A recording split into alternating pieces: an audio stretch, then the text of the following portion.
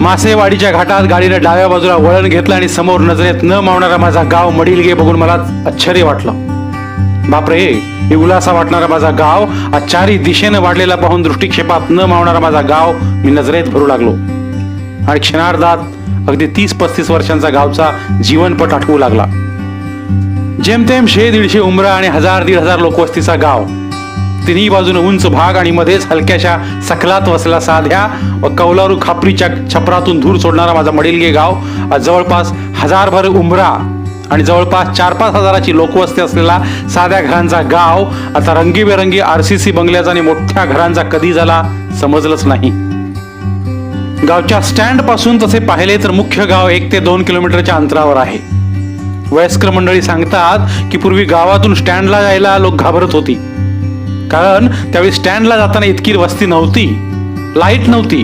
पण जशी जशी प्रगती होत गेली, कुटुंबातील लोक विभक्त झाली, लोकसंख्या वाढत गेली, राहण्यासाठी घर कमी पडू लागले, तसेच नवीन नवीन घरे बांधली गेली आणि मुख्य गाव सोडून नवीन वस्त्या तयार झाल्या. त्यामुळे आता पूर्ण गावच स्टँडला येऊन लागला आहे असे म्हणायला काही हरकत नाही. गावामध्ये वस्त्यांना बिलाकवाडी, पोवार गल्ली, मुंज गल्ली, मधली गल्ली, गुरव गल्ली, रिंगेआळी अशी नावं आहेत.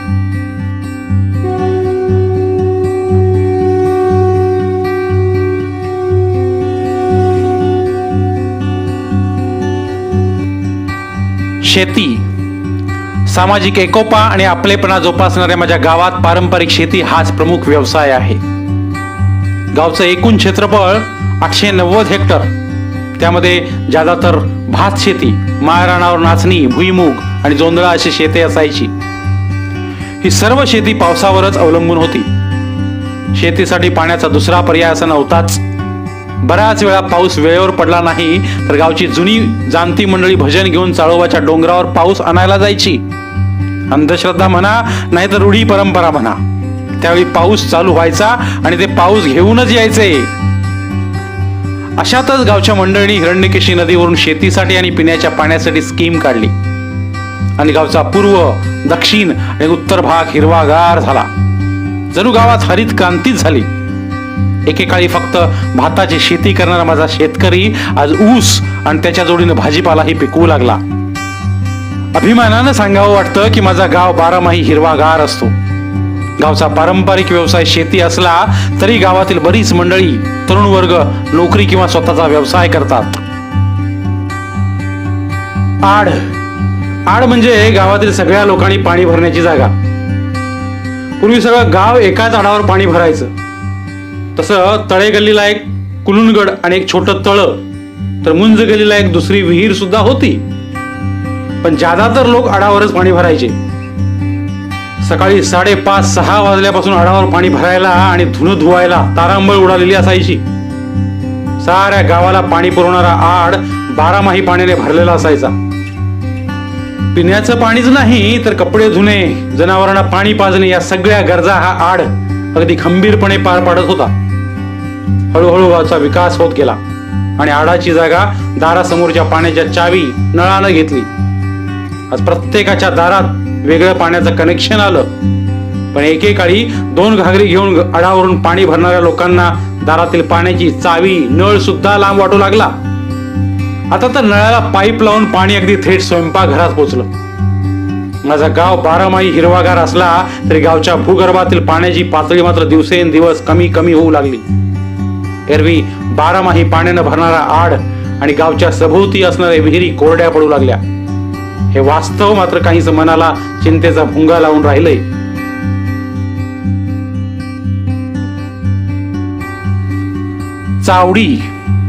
चावडी म्हणजे गावचे ग्रामपंचायत हे समजायलाही बराच वेळ लागला.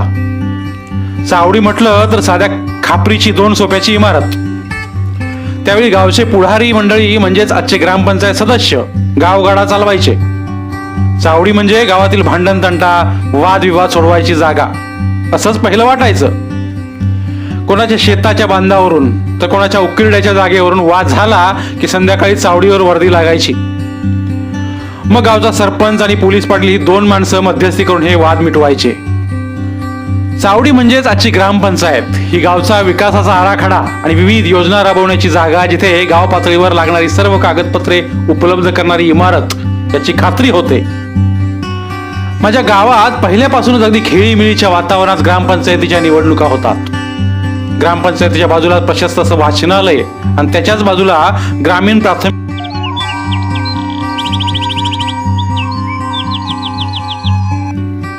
वाचनालय श्री सरस्वती वाचनालय मडिलगे, जवळजवळ 30 ते 40 वर्षांहूनही जुनं सरकारी अनुदानित वाचनालय. याच वाचनालयानं अनेक तरुणांना वाचनाची आवड निर्माण करून दिली आणि गावचे आदर्श नागरिक बनवले.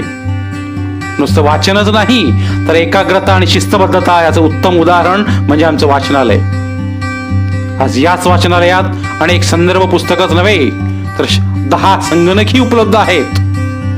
अशा या वाचनालयाला राज्य सरकारचा मानाचा ब वर्ग दर्जा मिळाला आहे. शाळा एक छप्पर कौलारू आणि होत्या 4 भिंती. काय सांगू मित्रा तुला, अशीच माझी शाळा होती. शाळेत वावरताना कधी कशाचीच तमा नसायची. दंगा मस्ती खूप असायची, पण शिस्त मात्र दिसायची. शिक्षकांचा दरारा आणि भीतीही तेवढीच होती, पण आदर देताना मात्र कमी कशाचीच नव्हती.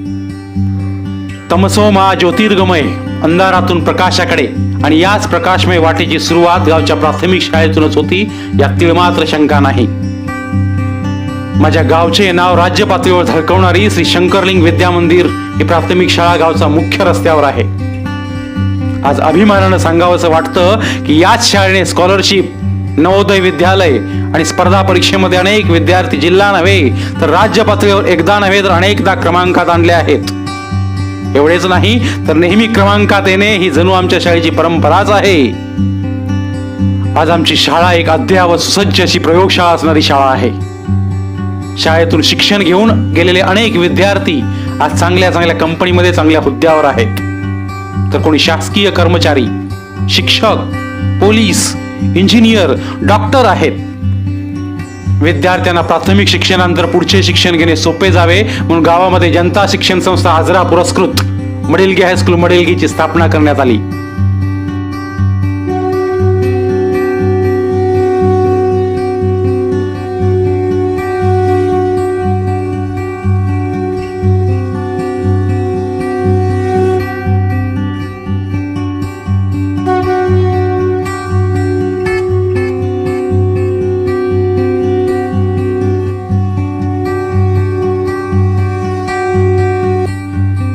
मंदिर, माझा गाव म्हटलं की डोळ्यासमोर येते ती ग्रामदैवत श्री भावेश्वरी. गावच्या बाहेरून 4ही दिशेने गावावर नजर टाकली तर श्री भावेश्वरी मंदिराचा कळस अगदी उंच आणि दिमागदार दिसतो. जणू पाहणाऱ्याला सांगतो की भिवू नका, गावाचं रक्षण करायला मी खंबीर आहे. भावेश्वरी मंदिराच्या बाजूलाच श्री शंकरलिंग हे भव्य असं मंदिर आहे. ग्रामदेवते बरोबरच गावामध्ये श्री विठ्ठल रुक्माई, श्री मरगुबाई, हनुमान मंदिर, थळोबा अशी अनेक मंदिरे आहेत. आणि सांगायला अभिमान वाटतो की जवळजवळ प्रत्येक मंदिराचा जीर्णोद्धार करून गावाला शोभतील अशी मोठी मंदिरे बांधली आहेत. गावच्या श्री विठ्ठल रुक्माई मंदिरामध्ये दरवर्षी सप्ताह असतो. गावातील वारकरी संप्रदाय मंडळी आणि भाविक मोठ्या भक्तिभावाने तो कार्यक्रम पार पाडतात.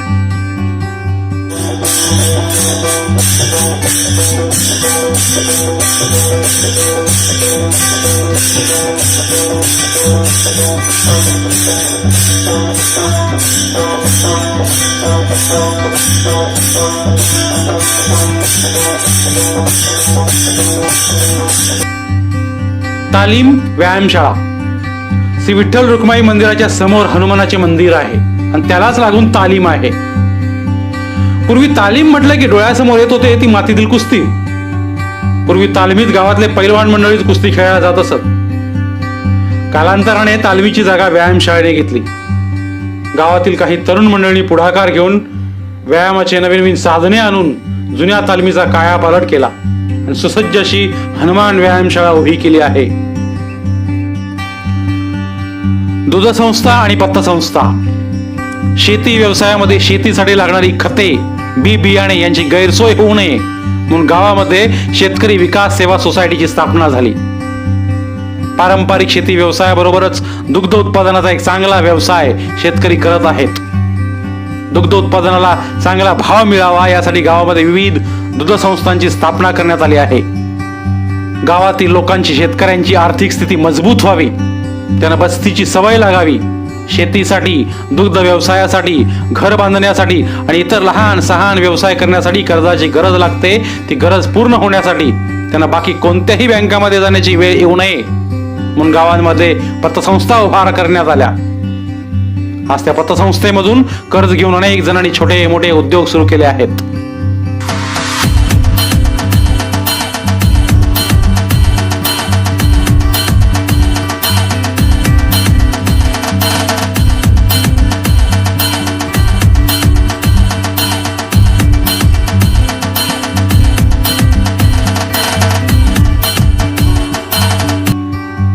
चिपाडी मिनी रामतीर्थ गावाला निसर्गाने भरभरून साथ दिली आहे. पावसाळ्यात खळखळून मोठ्याने आवाज करत नागमोडी वळणे घेत वाहणारा, अनेक फूट उंचीवरून खाली कोसळणारा चिपाडीचा धबधबा पाहताना मनमोहक होते. चिपाडीचा धबधबा म्हणजे जणू मिनी रामतीर्थच म्हटलं तर काही वावगं ठरणार नाही. धबधब्याच्या बाजूलाच श्री रामलिंगाची छोटीशी मूर्ती आहे.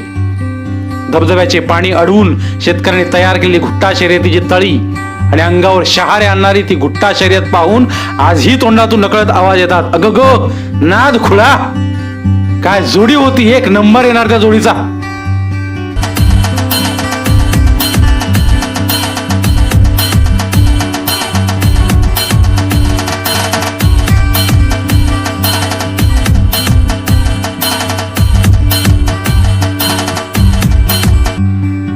माझा गाव गावच्या विकासाच्या बाबतीत नेहमीच अग्रेसर आहे. गावातील ग्रामस्थांनी आणि पुढाऱ्यांनी आपल्या मतदारसंघातील आमदार, खासदार यांना हाताशी धरून गावच्या विकास कामाला प्राधान्य देत गावचा मुख्य रस्ता, प्रत्येक गल्लीतील रस्ते, मंदिरे, वाचनालय, पिण्याच्या पाण्याची लाईन, पाण्याची टाकी, बंधारे इत्यादी बरेच कामे करून घेतली आहेत.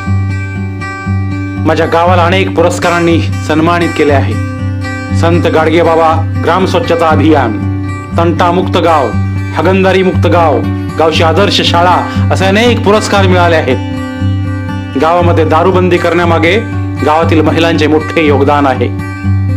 शासनाच्या नियमानुसार एक गाव एक गणपती या मोहिमेनुसार गावात एकच गणपती असतो आणि त्यामध्ये गणेशोत्सव मंडळाचे कार्यकर्ते आणि ग्रामस्थ यांचा मोलाचा वाटा आहे.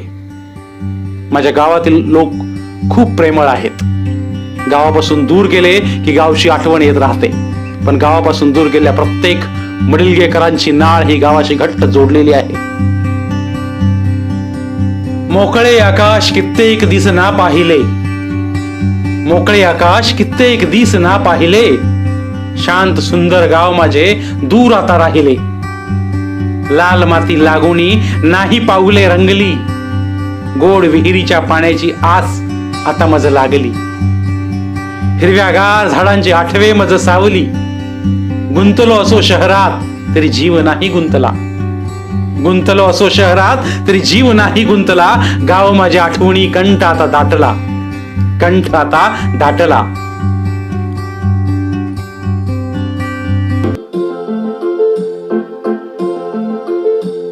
भविष्यात तुझ्या पाठलागामुळे मला मीच रस्त्यावरी सोडिले, भविष्यात तुझ्या पाठलागामुळे मला मीच रस्त्यावरी सोडिले.